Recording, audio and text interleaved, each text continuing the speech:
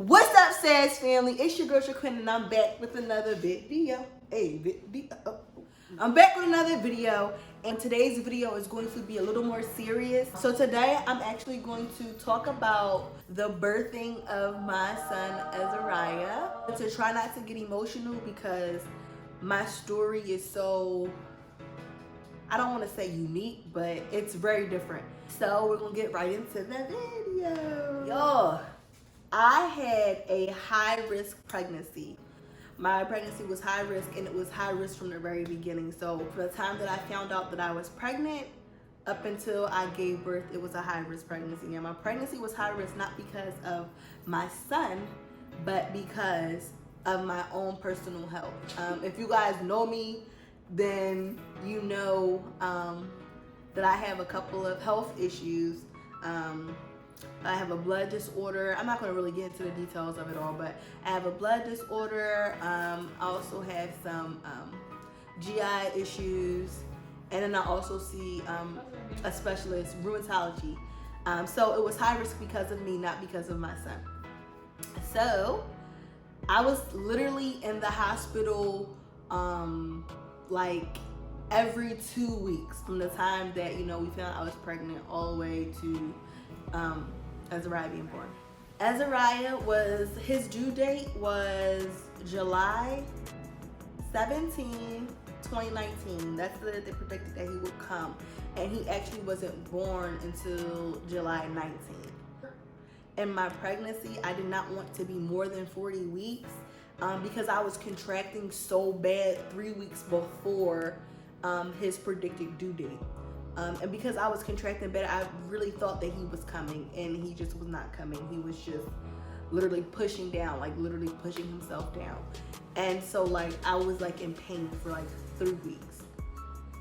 So I was doing some talking with my sister-in-law, and she was saying, sister-in-law, my sister.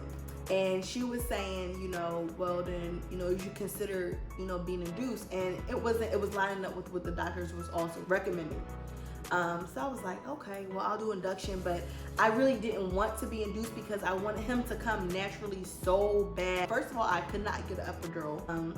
I was not a candidate for strong pain medicines. For a lot of different things, I was not a candidate for. But I just thought that it was pretty dope that I was able to get induced. So I'm like, fine, I'm gonna get induced. So I ended up getting induced. I went in on July 17th. That was the predicted date. That day I was contracting a little more than usual. So I was like, okay, maybe today will be the date. So I ended up having an appointment on July 17th. So I went in, and they ended up scheduling me an appointment for that day. Actually, they were like, oh, just go home, eat, get some rest, and then come back. I think I had to be there at 7 o'clock or something like that. And then we ended up going home, and I was just praying. I was in prayer. I was just like, Lord, if this is your will, let it be done. So we ended up going back to the hospital at 7 o'clock. We just knew it was time to have Azariah. We check in, and the lady in the front, she's just super mean. Ain't nobody got time for that. And I didn't have time for her. I'm pregnant, I'm emotional, and I don't have time for your attitude, miss. So she had an attitude. She was just very standoffish, name, date of birth. So we get to the first room, and they're like, oh, it's possibly that, someone else will be coming in the room. And I'm thinking, what? Somebody else coming in the room? I'm like, oh, no. Steven's like, no. Somebody's coming in the room because he's thinking he can sleep in the other bed. Whole time, I'm like, I knew he was sleeping in the other bed. I wanted him to sleep in the bed with me because I was already, on edge. It's 2 nurses, and they both come in. The one nurse is like, oh, how are you? Da-da-da. She's walking me through. I need to take off all your jewelry, get comfortable. We're going to bring you a gown, some socks. We're going to get you really comfortable. Anytime they say we get you really comfortable, I'm automatically thinking surgery. Get me comfortable. Get me comfortable. Get me comfortable. I'm already comfortable, sis. I'm going to keep my jacket on. I'm good to go. So she's like, all right, we'll get you comfortable. So of course I didn't keep my jacket on. I changed my clothes and I followed directions. Of course, because I was a nervous wreck. So, all right. So then she's like, oh, we gotta put an IV in your arm. And I'm like, okay, because needles don't usually scare me. I get blood drawn all the time, so it was nothing. I'm like, oh, okay, come on, like, you know, let's do it. She's like, no, the needle doesn't go there. And I'm like, what you mean, no, the needle don't go there? She like, no, we have to put it in, like, I said, oh, no. Well, no, you're not gonna put it on the back of my arm. And she's like, well, we can go in the hand. Well, no, you can't go in the hand. So I'm gonna sit here until we figure this out. When you're trying to hold baby, it's gonna be very uncomfortable. So I'm like, all right, cool. I don't wanna be uncomfortable. Like, I wanna be able to hold my baby. I wanna be able to hold my son. That's my son. So, anyways, so she ended up going in this arm here. And the nurse literally poked me 7 times. 7 times. So you gonna have to figure it out. So the other nurse ends up coming in and she's like, all right, I'm helping. She's like, oh, she's usually not on this unit. Usually not on this unit. What's going on? Because I'm nobody's experiment. So she's like, don't worry about it. Don't worry about it, Shaquan. I got you. Da-da-da. Like, don't worry. So she comes in this arm because she sees this arm is all bruised up. We're bruised up over here. I said, no. Needle's this long. Needle is this long, legit this long. She's like, no, we're not gonna go in. I'm like, all right. Okay. Yeah, I can do this. We're gonna go in over here with the needle this long. And it better be a one-time stick, okay? So she goes in, she actually finds the vein, and she was very quick. It was quick, fast, and a hurry without a word. I also did not see a male doctor during my visits, during my prenatal visits. That's a no for me. It just makes me feel really uncomfortable. I don't have anything against male doctors, but I was just very uncomfortable with the idea of having a male doctor. So she was like, well, the female doctor doesn't get here until 12 a.m. 12 a.m.? What am I supposed to do till 12 a.m.? Twiddle my thumbs. But I had things to do. Some prayers. So, okay. 1:30 strolls around. She pulls in happy-go-lucky. Good morning, Miss Stewart. Good morning, Miss Stewart. Before she comes in, a team of doctors come in. And they're like, oh, we're going to walk you through this process. Induction is not something that's, easy. This is going to be a process because you have to dilate.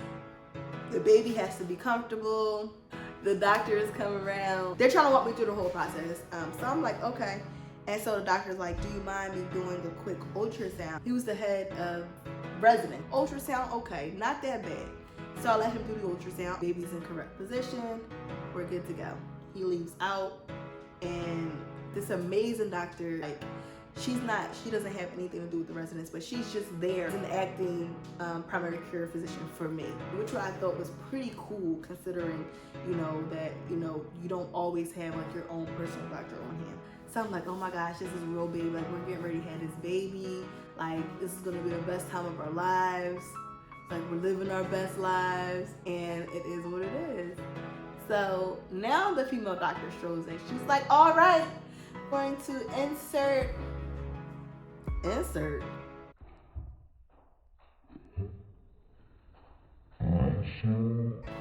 Oh, no, I'm okay. So she's like, we're going to insert a pill in your vaginal area. It's going to start getting the contractions going, start dilating.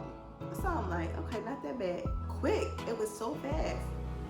Quick. And she was like, all right, so, you can go to sleep. It may take a couple hours for you to start dilating. And I'm like, all right, cool. So pill is in. I'm talking to Steven. She's like, no, can I offer you some Benadryl? Now, at the time, I'm wired. Like, I can't sleep.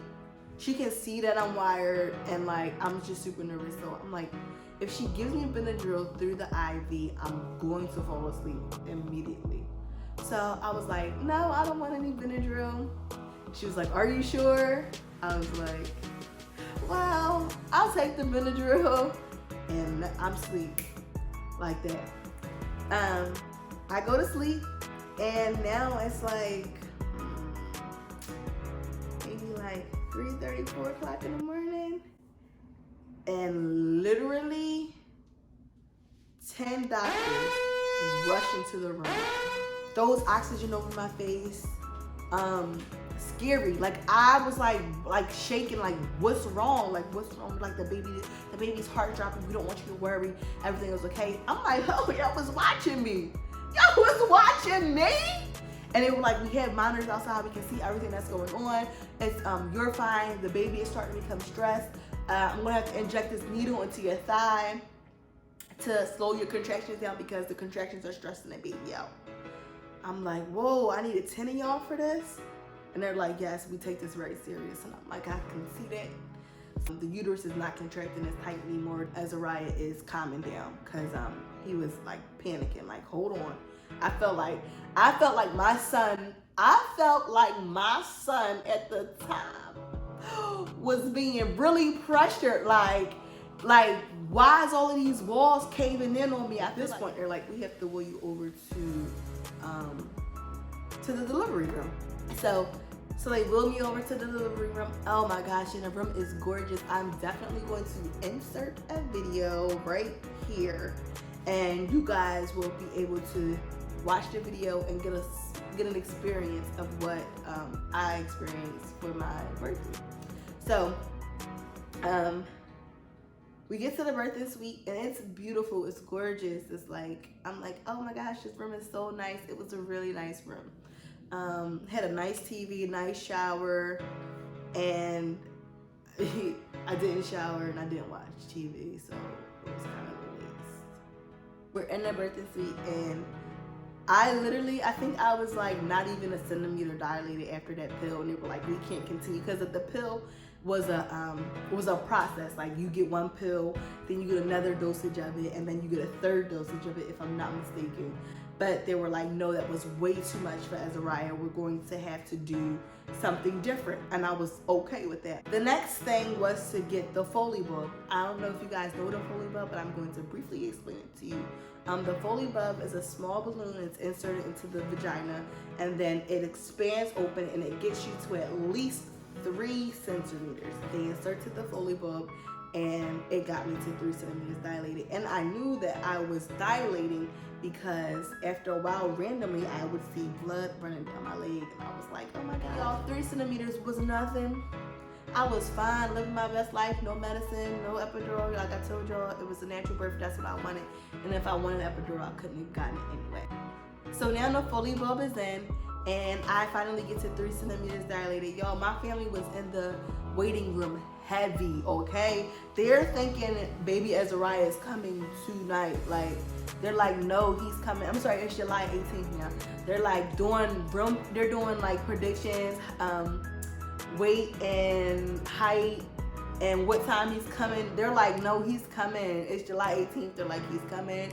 People were saying 6 o'clock in the morning, 8 o'clock in the morning, and yo, he wasn't coming still.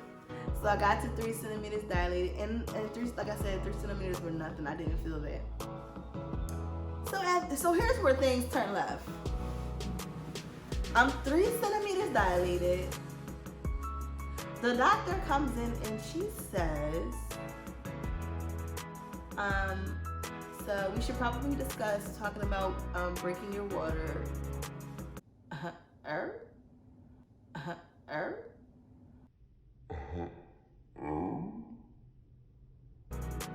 I'm only 3 centimeters, sis. What we breaking water for? It will make them come soon. I'm not trying to have a dry birth at the time. I'm like, if you break my water, I'm not gonna have any more fluid. Why would you do that?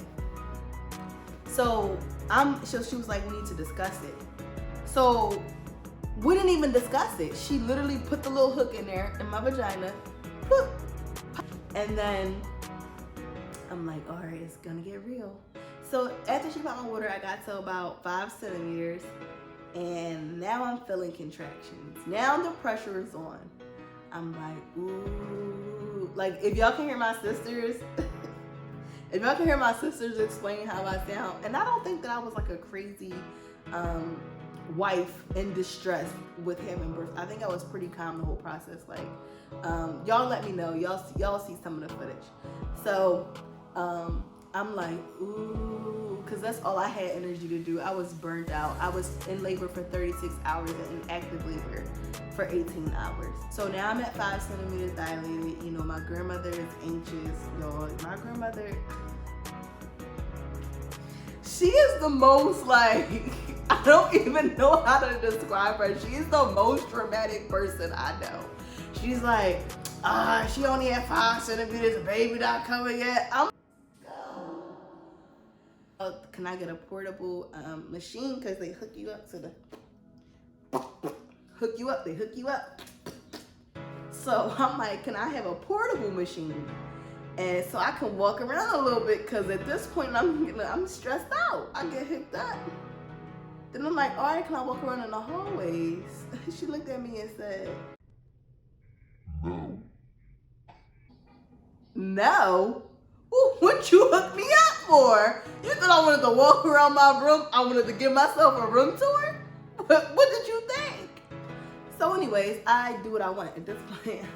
I can walk in the hallways, like, I can do that. I need some fresh air. I can't breathe in here. How about that? The walls are caving in on me. I can't breathe. And then it dawned on me. Shaquin, you're really about to have a baby. Like, your whole life is about to change. And literally, I could feel the pressure. I'm 7 centimeters dilated. And it's now July 19th. And I'm like, Steven, Nina, Mom, can y'all grab a doctor, because I feel a lot of pressure, and I know that I've opened up a lot more than I was before. And y'all, once you get to 7 centimeters dilated, it all feels the same from there. Like, you can't get any more pain from there.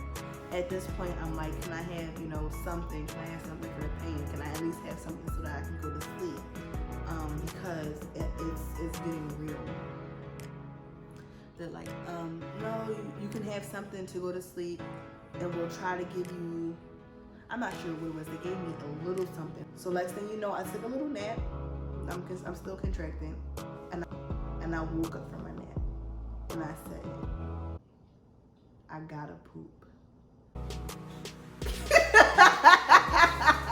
Get a doctor. And so the doctor came in. The nurse came in. And she was like, you don't have to poop, you know, if the baby's coming down a canal. I'm like, no, I gotta poop. Literally, that's what it feels like. If I can show you what it feels like, this is it. And he's playing around, like he's not coming down, he's going back down and up. So he's coming down a canal. And she says, the nurse looks at me and says, don't push. Don't push. But my body is pushing, you know, naturally that happens. So she says, don't push. I'm doing what my body is telling me to do. At this point, I can't listen to her, because she has been getting on my nerve for the last 8 hours. You literally see that I was obviously 10 centimeters dilated, and that he was crowning. His little head was right there. And so to hear that my son's head was right there, and that, you know, he was coming was very exciting news for me. The doctor comes in, she breaks off the table, she turns on that big light, and literally, like, there's a glow. And I'm like, I'm having a baby. I'm having my baby right now, right here, right now, and nobody can tell me nothing. I did this like a boss. I think that I only literally gave like 5 good pushes, and he was here. My little baby boy was here. Azariah Paul Davis was born. He was in the world.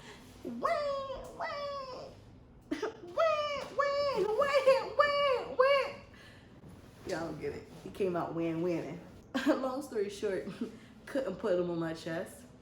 Put him on his daddy's chest first, because I had to get stitched up. He didn't split me bad, half a stitch. I couldn't put him on my chest for half a stitch. A half a stitch.